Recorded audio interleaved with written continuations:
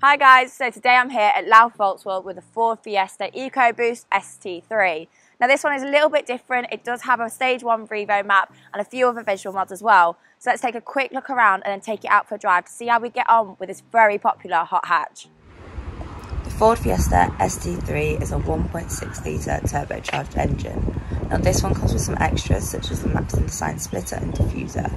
But standard, these cars have 180 horsepower and 207 Nm of torque. But with the Revo Stage 1 map, it bumps it up to 220 horsepower and 307 Nm of torque. So, being a Fiesta, it still has plenty of room, including a very healthy boot space to fit your suitcase in, whilst giving you the performance with the remap knocking the 0 to 60 time down to 6.1 seconds. Moving to the inside, you can see how it has these awesome Recaro seats, adding to that sporty feeling. And the rest of it is just like the standard Fiesta we all love. So if it's not broken, why fix it? Even though this is a 2014 plate, it is still a keyless start. So we get rid of these and let's see how it sounds.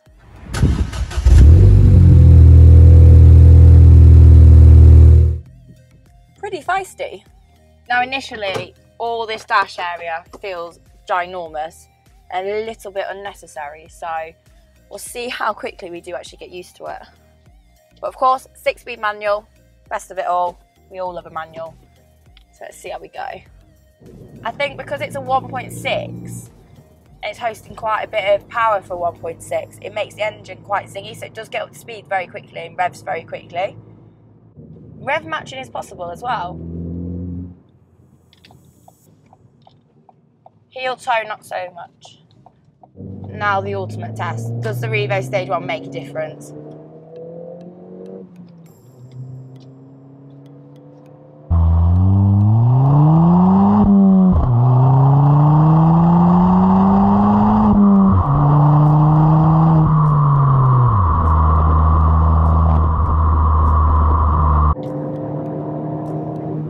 Not terrible.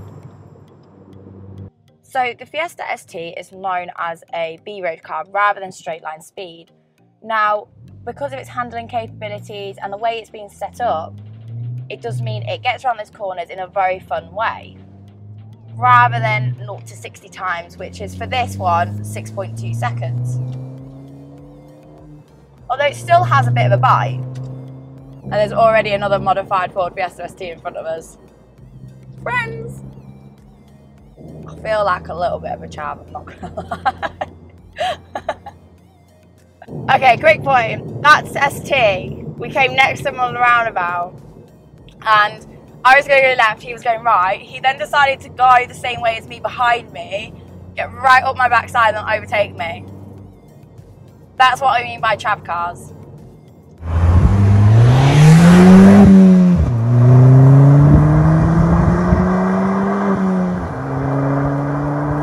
Inside, it's a Ford. It's got the very typical Fiesta center console here. It looks quite complicated, to be honest, but I'm sure once you get your head around it, it's quite easy to work out with your little screen here.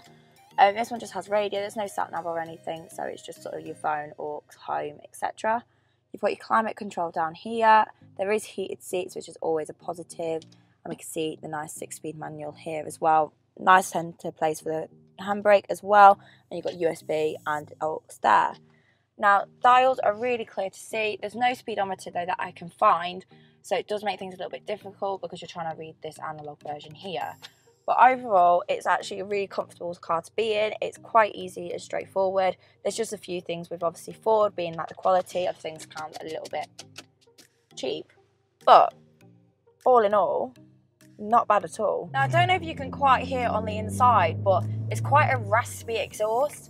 So it's very vibrating in the actual cockpit of the car, but it does sound pretty good, to be fair. I mean, outside it's not the loudest, but whenever are you outside of your own car? Now this car in particular, it is a 64 plate on 41,000 miles. Now it has the extra modifications on it, and with that it's only up for £11,000, which goes to show why it's so popular with a lot of younger people, because it gives you that access into performance and fun handling cars without a huge price tag.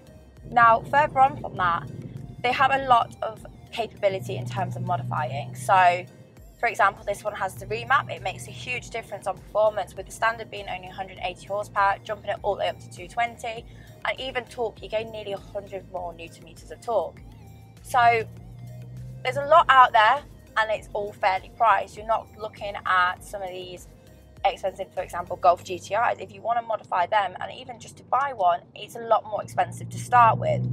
The only thing is with the Fiesta ST is it is an absolutely excellent car, but with a very, very bad rep on the road. I think because a lot of young lads own them and they just messing around, and they're in that stage of driving where they just don't really think, to be quite honest, that because they have one of these cars, because they're so cheap and they're so good, it brings the rep of the car down. It brings it as a stereotype. But I think they're on the up and they're on the rise again, because they are such a good car that that shouldn't put you off, because you're missing out on all this fun.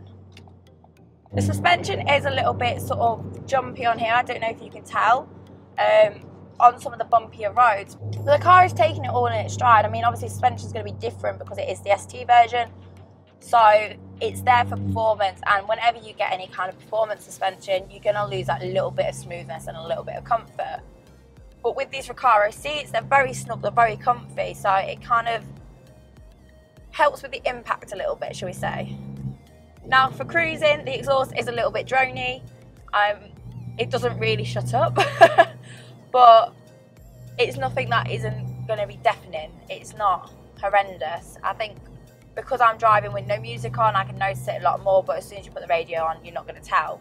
Shay away. Sashay, which means get out of here! Get out of here! Speaker tests, not terrible. I mean, there's been worse.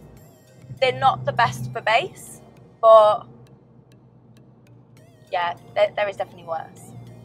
I mean, it is front wheel drive, so the worst that's going to happen is a bit of understeer, which, to be fair, so far there's not been a huge amount of understeer. It's been performing pretty well. So I think on the right setup ST, you're going to have an absolute track beast.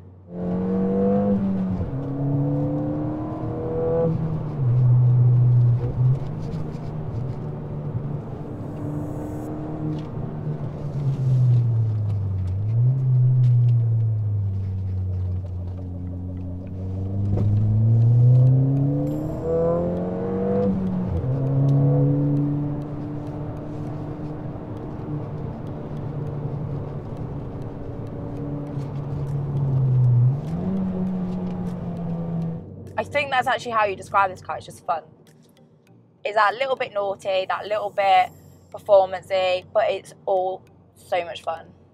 And you do smile as you're driving it, whether that's been laughing at people trying to race you, or whether it's because you've taken a corner really well because the car can handle it. The steering wheel is actually a really good size. It suits the car, and you feel like where you are steering it, it will go. There's none of this sort of really light, wishy-washy steering. It is very precise, which again, all adds to the handling of it. You do feel really safe in this car, actually. I mean, you don't feel like you're in something really tinny.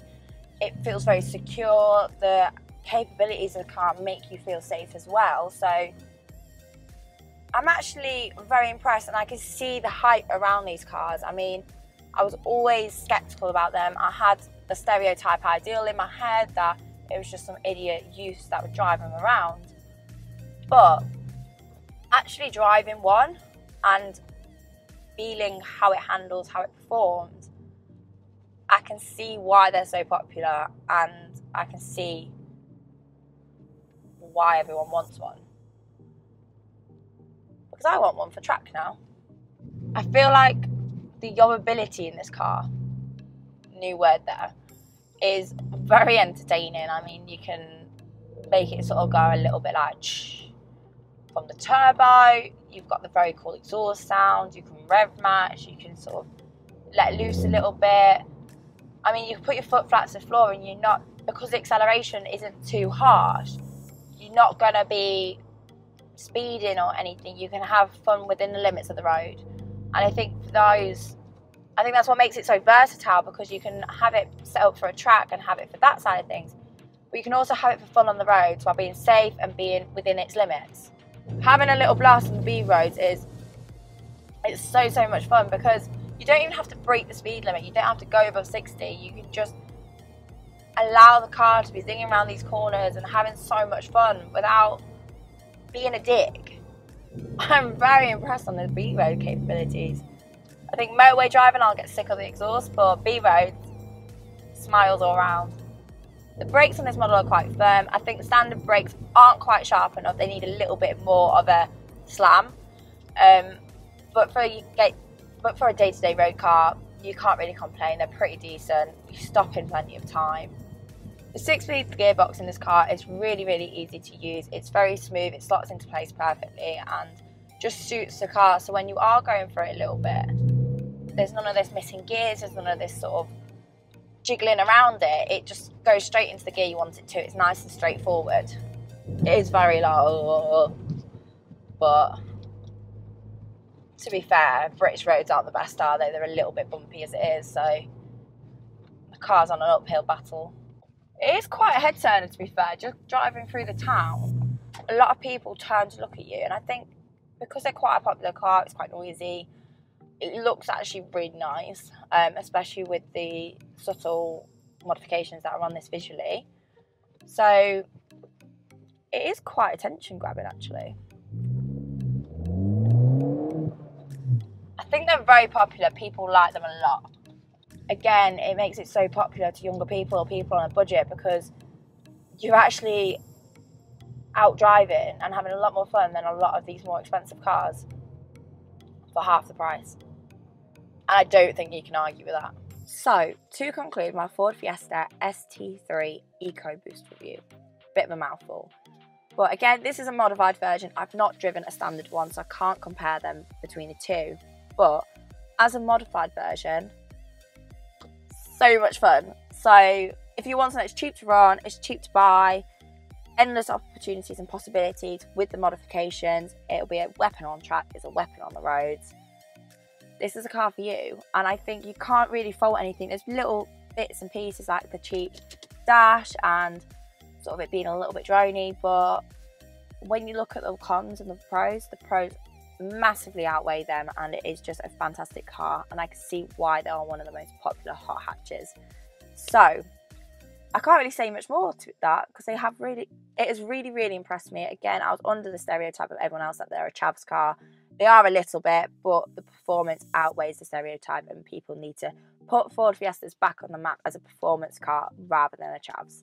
So that's what we're doing now. Again, a huge thank you to Loud Volkswagen for letting me loose in their Ford Fiesta ST3. It was great fun, and guys, I'll pop their links below. Make sure you check them out, even down to things like modification. If you have an ST yourself or even another car that you want modifying, they have the Revo section here, and they do all the bits like that as well to get the best performance for your car. So make sure you check them out in the link below. But again, a huge thank you. You guys know the drill. To make my journey your journey, like, follow, subscribe. I'll see you next time. Bye.